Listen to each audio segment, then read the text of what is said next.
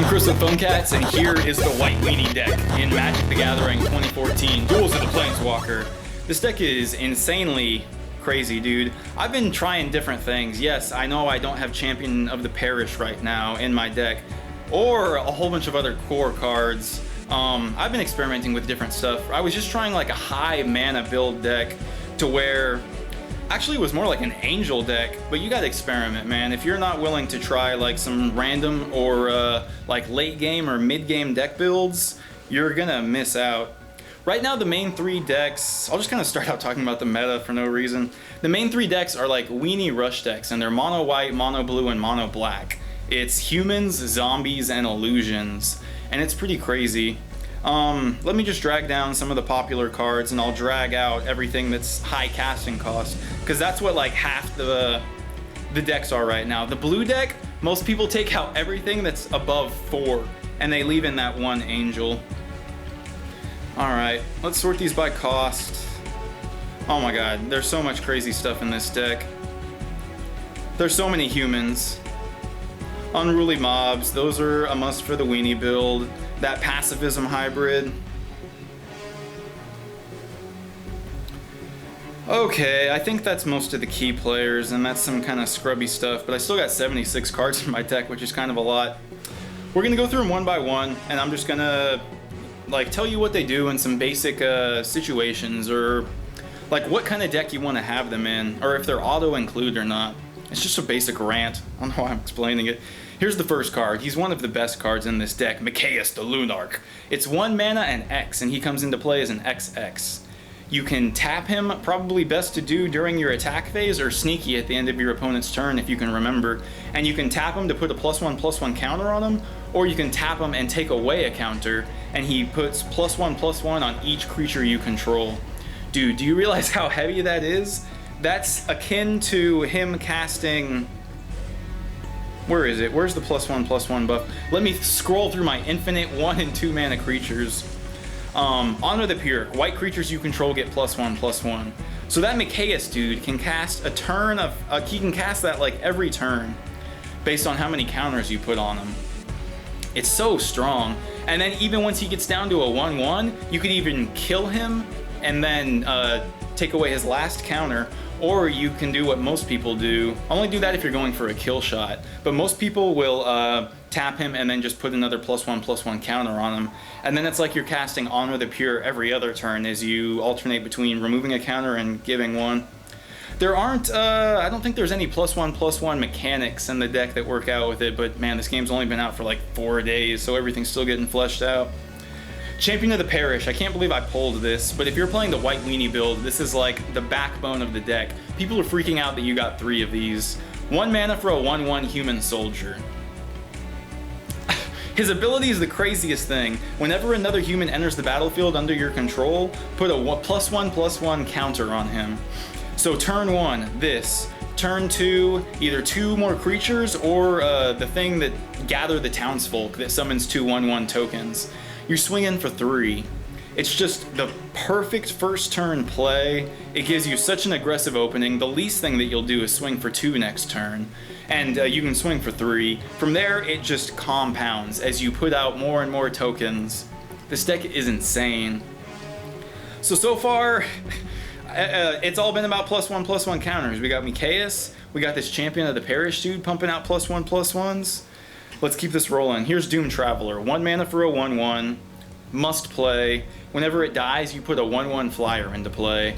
Crazy card advantage. You can chump block, you can attack, and then let it die just to get the flyer. So many possibilities. It really helps too against the black deck, which you're going to be playing a lot. So if they kill your dude, or cast some kind of wipe spell, or play something that has a sacrifice mechanic, you can just crap on your Doom Traveler and turn him into an angel. Like a butterfly! Selfless Cathar, I hope that's how you say that, is a 1 mana 1/1 human. Another solid card, but I pulled him out for a while because I was doing like this mid-late game build, like I said. 1 mana for a 1/1. Pay 2 and sack him. Creatures you control get +1/+1 until end of turn. it pumps up all your creatures and you just have to sacrifice them, and your opponent's probably gonna forget about it. So they'll think that you're just attacking or making a foolish play, or that you can't get that kill shot, and then you sack your Cathar, and then all your dudes get like this little baby buff. It's really nice, and you can play with 2 of them. I'm a little iffy on these Soul Wardens. I mean, if you're up against like the black deck or the blue deck, or a mirror match, it's pretty clutch to be gaining that much life. But I don't know, it almost doesn't feel right. Here's what it does. 1 mana for a 1/1, it's a human, so it bops with everything you got going so far. And whenever any creature on any side of the field comes into play, you gain 1 life. It adds up, and in this token deck, I don't know, it seems pretty staple. It'll push you high up on health so you can stay away from the burn deck, and try to stay out of the black deck's like corrupt range. It's nice, I guess. Here's Path to Exile. This card is in multiple decks, and it gives you some crazy control. It's kind of akin to Swords to Plowshare, but worse. 1 mana, exit target creature, and Path to Exile exiles it from the game, and they get to go grab a land and put it into play. So instead of gaining crazy life, they get to do a land grab. It's always really situational, and I have done Path to Exile on my own dude when it was gonna die, or if I'm just really hurting for a land. It's 1 mana, it's nice control. Here's another thing that's kind of akin to it. Hallow. 1 mana, it's an instant, prevent all damage target spell would deal this turn. So if I get this right, it needs to be spells. So it works good against like the red deck, their burn. It works good against a corrupt, but you gotta have something that deals damage, and it needs to be a spell. I'm not really sure on the linguistics on that, so I don't know. They're nice to play with both. It's kind of like a healing salve, that old school 1 mana, prevent 3 damage, gain 3 life, except, I don't know, when I compare it to that, it makes it seem worse, because it only works against spells. But I don't know, dude, what is even a spell? God, Jesus. Here's Talia, Guardian of Thraben. You can play with 2 of these. Don't play them both. I've seen someone do it. It's a legendary creature, so one of them dies. It was funny. It's 2 mana for a 2/1 with first strike, and now non-creature spells cost 1 more to cast. This affects you too, so just keep that in mind with your Oblivion Ring or whatever like spell you were hoping to be able to squeeze in. God, dude, some decks will get messed up by that. I almost wish it wasn't legendary, because having 2 out at once, I can see why that dude was like geeking and trying to play both at once. If everything costs 2 more to cast, that'd be powerful. Elite Inquisitor, 2 mana for a 1/1, no, 2 mana for a 2/2. First strike, vigilance, protection from vampires, werewolves, and zombies. Okay, the black-blue deck has vampires, and the black deck has zombies. I don't know who has werewolves, or if that's relevant. But first strike and vigilance is a pretty stout combo. You only get 1 of those, so I would recommend throwing it in. Dude, we're still in the 2-drops and they're so heavy. This is Grand Abolisher, 2 mana for a 2/2. During your turn, your opponent can't cast spells or activate abilities of artifacts, creatures, or enchantments. So if it's your turn, they can't counterspell things, dude. They can't burn your guys. They can't terror things. It's so strong. I wish there were more, but it would be broken. Okay, Thraben the Valiant. It's 2 mana for a 2/1 with Vigilance, so it doesn't tap to attack. If you're looking for cards to pull, that's going to be a lot of the first ones. I prefer this Unruly Mob. He'll get kind of saucy with all those +1/+1s. It's 2 mana, and then whenever a creature you control dies, he gets +1/+1. Some of the decks you're up against, they're just going to like start picking off your creatures, and it's really fun to watch them waste something on this like feeble little 2 mana 1/1 Unruly Mob. I don't know, it kind of reminds me of the Black Cat just because it's 2 mana for a 1/1, and then it has a crazy ability, but I don't know, we'll keep rolling. Honor the Pure is a 2 mana white creatures you control get +1/+1. We've talked about it. If you're playing a Weenie Rush deck, dude, playing this is like, I don't know, it's just the right card for white weenie decks. There's so many small creatures and so many 1/1 tokens that it's a must. You can only play with 2 of them too, so squeeze in both. Bonds of Faith is kind of weird. It's like a pacifism and a optional buff. So you can play it straight up as a pacifism and target creature can't attack or block. But if you cast it on one of your own dudes that's a human, it gets +2/+2. Okay, don't make the mistake of playing a mirror match where you're playing another human deck and then casting this to pacifism their dude though. Because if it's a human, it's gonna get the buff. I don't know, I might find a way to work that in. If I would play with one pacifism, then I should definitely play with that. Gather the Townsfolk is one of the core little baby bits of the deck if you're playing the token version of it. Oh man, I forgot about its Fateful Hour ability. It's 2 mana and you put 2 1/1 human tokens into play. So it'll pump up your perfect guy, your perfect T1 play, and it has Fateful Hour. So if you have 5 life or less, you put 5 of those tokens instead of 2.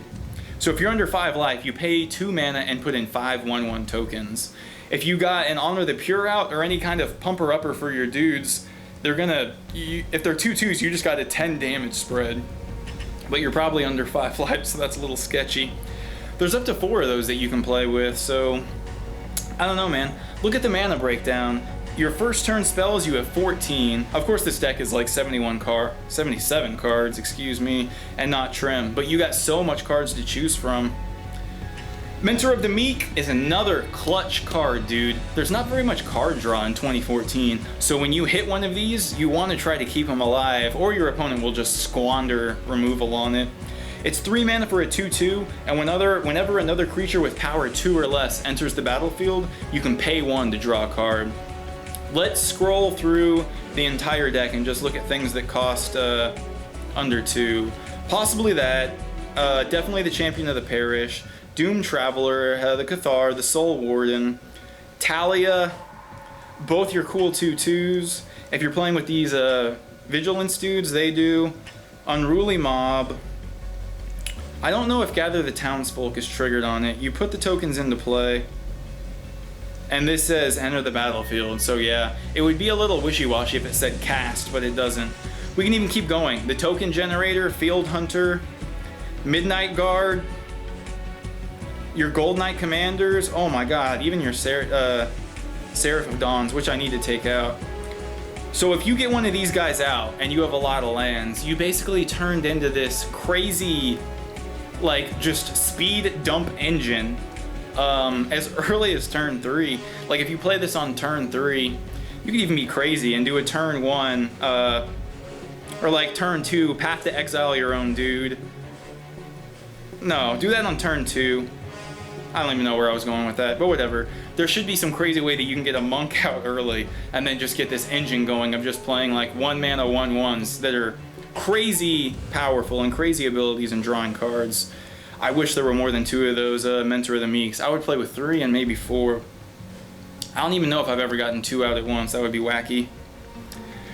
Okay, you got a lot of good stuff for 3 mana, man. This Thraben Doomsayer, that sounds inappropriate, is 3 mana for a 2/2, and you tap him to put a 1/1 human into play. So if you're playing that token deck, dude, this is kind of like a clutch card. He doesn't even have a mana activation cost. He has Fateful Hour too, so if you're hurt and then you're under 5 life, other creatures you control get +2/+2.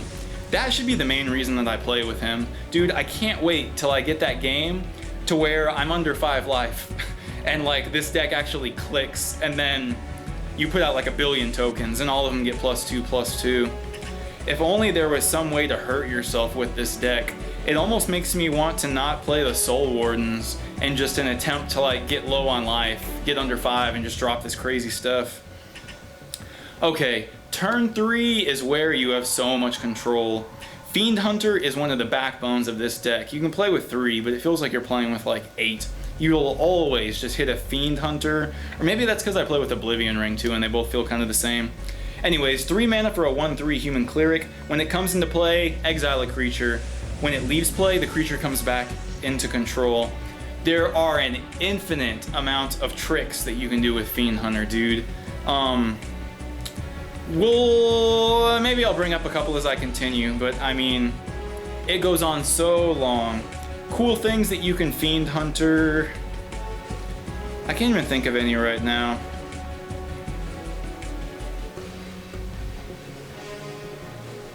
Not even stuff with the graveyard, but we'll keep going. There is a combo with something else that'll come up down the line. It's just so much fun. When you're playing against the black deck though, it's really scary. Midnight Guard, he's okay. Whenever another creature enters the battlefield, untap Midnight Guard. He's a quick pull. I don't even know why he's in there. Oblivion Ring. This is akin to your Fiend Hunter. 3 mana, except it works on permanents, and it's an enchantment. I like playing with both, just for control. Okay, a little combo-y. Restoration Angel. 4 mana for a 3/4. Flying and Flash, so you can play this as an instant.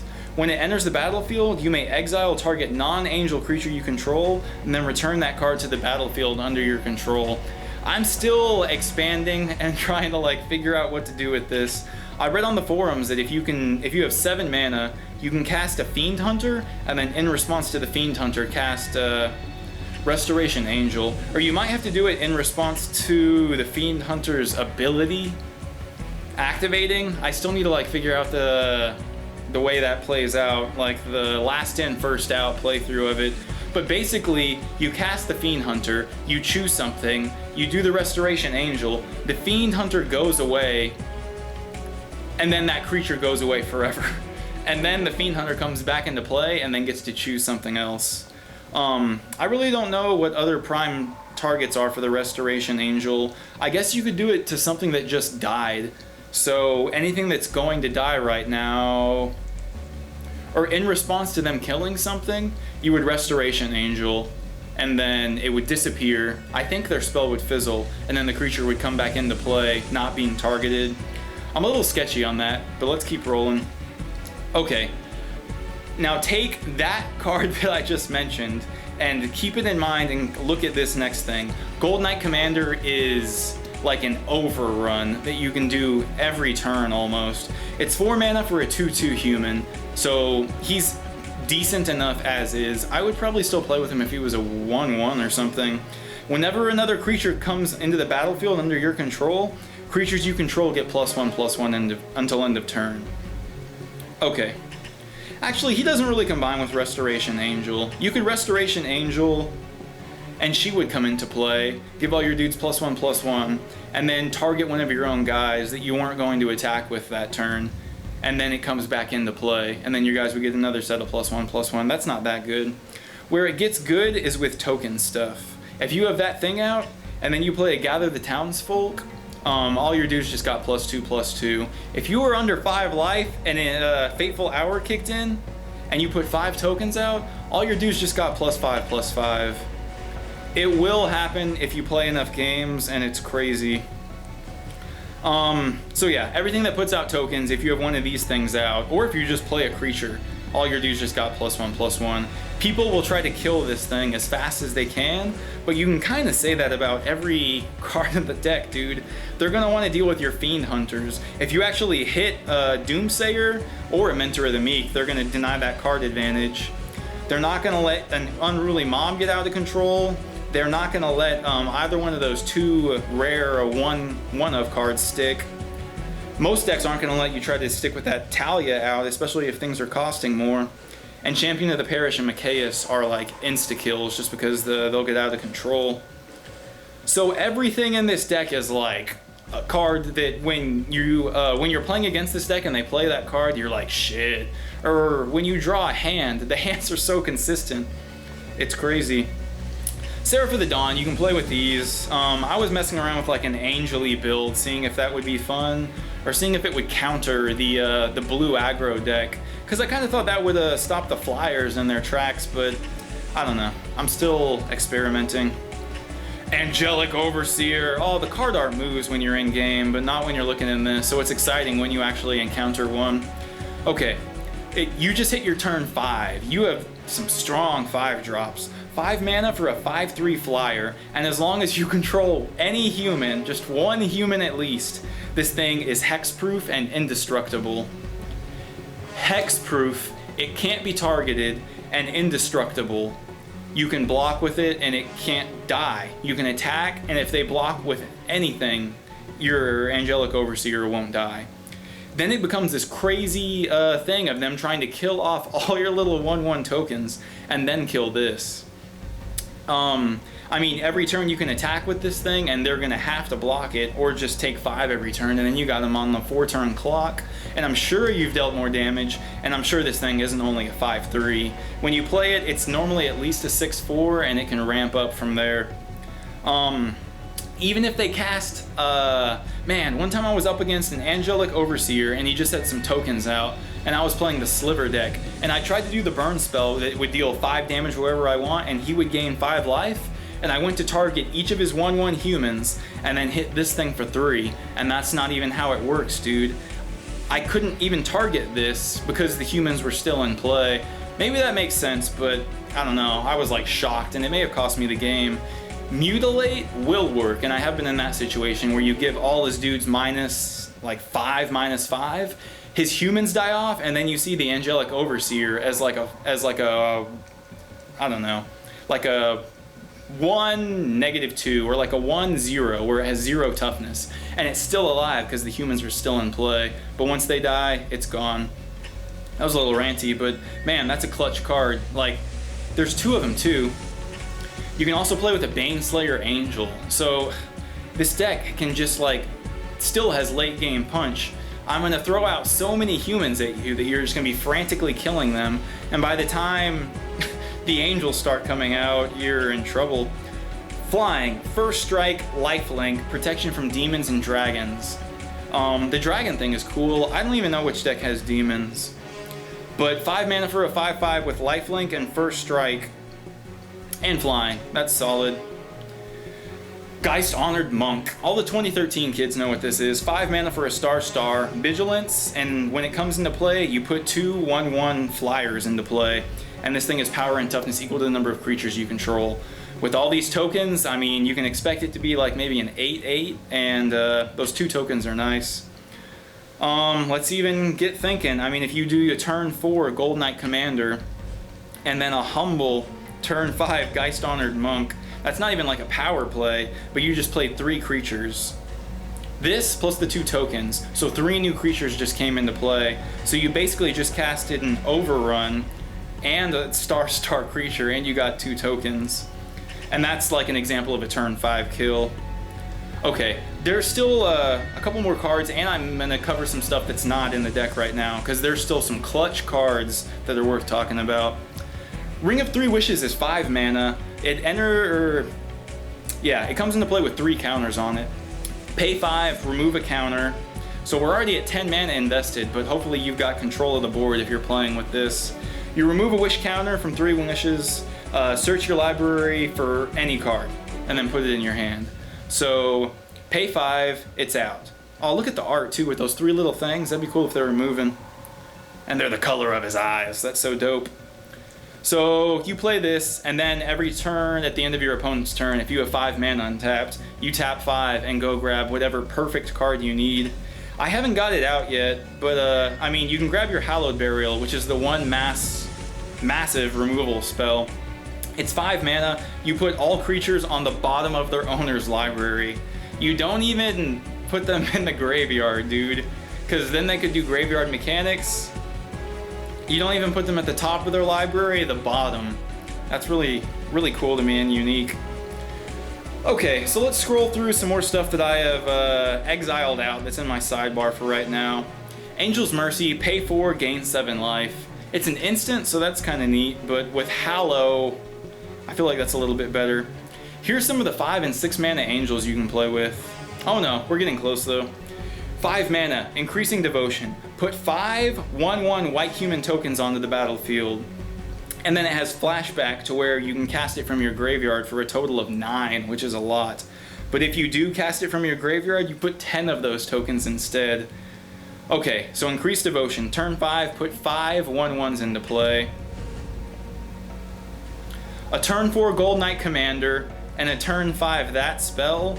It's not going to happen very much. You only have 2 of those other dudes and 1 of these, but all your dudes just got +5/+5, and all your creatures have been crazy creatures that already probably have some +1/+1 counters. God, this deck is crazy hard to go up against. Sometimes I feel like I don't even know why I would play any other deck, but you can say that about the big 3. Alright, let's keep it rolling. Oh my god, I can't even imagine casting that not Fateful Hour, the flashback version, and having all your dudes get +10/+10. And by turn 9, you probably have like 10 creatures out or something problematic. 6 mana will get you a Requiem Angel. It's a 5/5 flyer, and whenever a non-spirit creature you control dies, you put a 1/1 spirit into play. So it kind of turns everything into that Doomed Traveler. It's okay. I mean, turn 6 5/5 Angel is alright. And then every time something dies, it turns into a 1/1. Never even thought about it, but the 1/1 tokens are probably going to trigger your buff dude and your Mentor the Meek. So I don't know. That could be part of like kind of a more late game geared, almost combo-y build. Oh, these decks are so crazy. Deathless Angel is a pretty clutch one. It's 6 mana for a 5/7 Angel. Flying, and then you can pay 2 white, target creature gains indestructible until end of turn. So if it's turn 6 and you're playing this deck, a lot of things don't cost very much mana. Like you can look at the casting cost breakdown and there's a lot in the 1 and 2 slot. So you're gonna have mana open. And anything that your opponent does, just in response, bam, target creature gains indestructible, including itself. It's kind of strong, but that's 6 mana is a lot, which is weird saying. 6 mana will get you a Twilight Shepherd, 6 mana, 5/5, flying and vigilance. When it enters the battlefield, return all cards in your graveyard that were put there this turn. So I don't know how this works exactly. You attack, a whole bunch of stuff dies, and then you cast Twilight Shepherd. And then you pull the cards back that died. Nah, it's not even just cards that died. You don't have very many spells in this deck, but any spells that you cast too are applicable, or lands. This is a creature though, so you can only cast it on your turn. So it's kind of like, do a whole bunch of stuff, make big things happen, and then play this. And it has Persist, which I believe means the first time that it dies, it comes back to life. I could be mistaken on that though, but that's a whole nother situation to where you cast this. Let's say you just cast it and nothing even died, and then it's your opponent's turn, and then he attacks for like an all-in alpha strike. You block with everything, including your Twilight Shepherd. Your Twilight Shepherd dies, and then it comes back into play. Since it came back into play, I hope that the stack works out in the right way, that all your creatures that died would return to your hand. That makes sense to me, but I could see like the, what's the word? The errata or whatever, to where like that would not happen. This card sucks to me, man. I don't get it. 6 mana for a 3/3 Flying Angel. When it enters the battlefield, put a 1/1 human into play. No thanks, dude. Martyr's Bond is kind of like, oh, I always forget the name of the card. The black card, where whenever a creature dies, each opponent sacrifices a creature. This goes for all opponents. 6 mana, when Martyr's Bond or another permanent you control is put into the graveyard from a battlefield, each opponent sacrifices a permanent with a shared card type. You kill my land, you sack a land. My creature dies, you sack a creature. And it goes for artifacts, that would go for enchantments. That's kind of strong. I don't get this Archangel. 7 mana for a 5/5, Flying Vigilance. Little steep, I don't get it. Devout Invocation, 7 mana, tap as many creatures as you control. And for each one that you tap, put a 4/4 Angel into the battlefield. Okay, the angels don't come into play tapped. So you can tap out your entire army on turn 7 and then just lay down like a swarm of angels. Turn 7, let's say you had like 5 dudes out, maybe 4 after a lot of attacking and blocking and stuff. That's pretty solid. I mean, you would get 4/4 angels. That's what was that, a 16 damage spread? Kind of strong. Last card. Okay, Avacyn, Angel of Hope, 8 mana. Kind of steep, but it's pretty dope. Legendary Angel, Flying, Vigilance, Indestructible. Other permanents you control have Indestructible. Nothing on your side can die. It's almost worth playing with just because that's so crazy. It kind of seems like a bigger version of this, except for all permanents and you don't have to pay mana. But that's the last card in this deck. If you just want to make a white weenie rush build, try taking out everything that's like above 5. And just keep like the best of the 5 slot in. I would probably take out the ring. That's more of like a late game thing. But yeah, this deck's crazy fun, dude. It's gonna be one of the top 3. It's just so rushy and so much fun to play. Thanks for watching. Check out phonecats.com. I'll show you more Magic Strat vids and cool deals on the Androids, iPhones, and iPads, and funky cases. Thanks for watching. Phonecats.